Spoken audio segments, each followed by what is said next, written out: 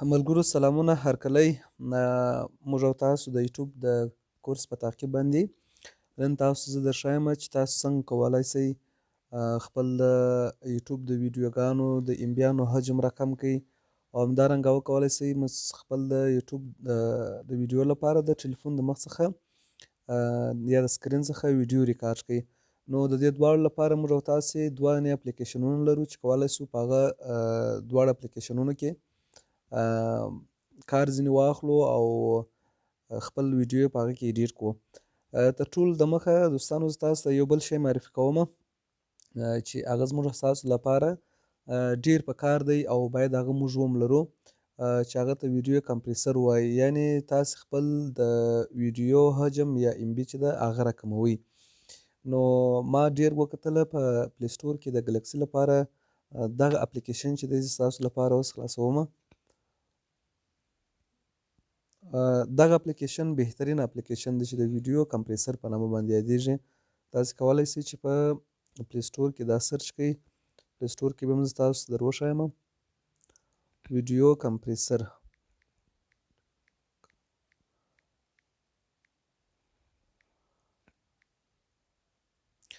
دلته دوستانو موږ ډیر اپلیکیشنونه لرو چې هر یو ځان ته جلا جلا ځانګړتیاوې لري او هر یو په خپل پالیسۍ باندې د ویډیو حجم کموي. خو تاسو دلته وینئ دا اول دانه چې په لیست کې راځي دا تر ټولو بهترینه دانه دی. دا ما مخکې انسټال کړی دی، تاسو هم کولی شئ چې انسټال یې کړئ. نو زه راځم اوس دې کې یو نمونه تاسو ته ښایم چې موږ څنګه کولی شو د ویډیو حجم دلته کم کړو. دوستانو کله چې تاسې اپلیکیشن خلاص کړئ موږ دلته دوې برخې لرو چې امپورټ دی او بل آوټپوټ دی. امپورټ معنا دا چې تاسې یو ویډیو خپل ټلیفون ته راوړئ او بیا د هغه څخه د هغه حجم کم کړئ. امپورټ باندې موږ کلیک وهو، مثلا یو ویډیو ده زه هغه راخلم. اوس دلته دوستانو تاسو وینئ تاسو د ویډیو حجم هم درته ښکاره کوي. درته اوس دغه ویډیو چې ده تقریبا 215.9 ام بي ده. اوس پر دې ویډیو باندې موږ کلیک وهو د دې حجم کموو. یوه ویډیو انتخابوئ، هر څو ویډیوګانې چې انتخابوئ کولی شئ چې انتخاب یې کړئ. مثلا د مثال په ډول باندې دلته زه اوس دا یوه ویډیو انتخابومه 215.9 ام بي حجم دی. راځو د دې حجم کموو. په دلته بیلابیل حالات لري چې موږ کولی شو په هغوی باندې د هغوی په واسطه باندې خپل د ویډیو حجم کوچنی کړو. خو تر ټولو ښه میډیم فایل چې دی په دغه بخش کې که موږ خپل د ویډیو حجم کوچنی کړو زموږ د ویډیو کیفیت هم نه خرابیږي او ویډیو هم په کافي اندازه باندې ام بي یې راښکته کیږي.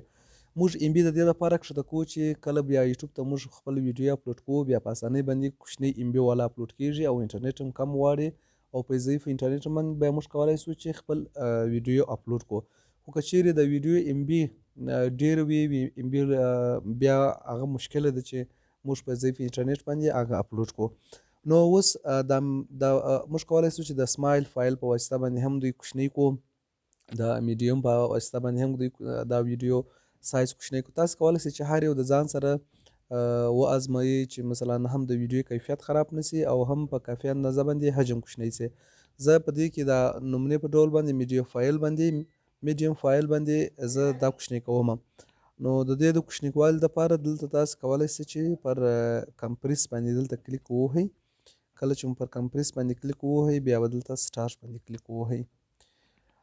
دلته موږ ته وایي ما مخکې دا ویډیو کوچني کړې وه، تاسو دا نوم مخکې هم لرئ. زه نوم کې تغیرات راولم، سټارټ وهم. کله چې سټارټ باندې مو کلیک ووهئ دلته پر اپلیکیشن باندې دوی ځینې اعلانات ورکوي، هغه اعلانات څخه به تاسو تیر شئ. دا پر دې باندې به کلیک نه وهئ او منتظر به ورته اوسئ چې دا فیصدي پوره سي ستاسو ویډیو کمپریس کیږي. دوستانو کله چې ستاسو ویډیو مکمله کنورټ سي یعنی ام بي یې کم سي کمپریس سي تاسو ته بیا دغسې حالت راوړي وایي ستاسو ویډیو سی وسوله. دا ځای زه بندومه. دلته تاسو ګورئ دوستانو زموږ 215.9 ام بي کمپریس چې سوله 21.28 ام بي سوله، یعنی حجم یې ډیر کوچنی سو اما په کیفیت کې تغییر نه راځي. زه راځم دلته اوس تاسو ته درښایم. اوس ګورئ دا مثلا زموږ اصلي ویډیو ده، دا یې اصلي حالت دی.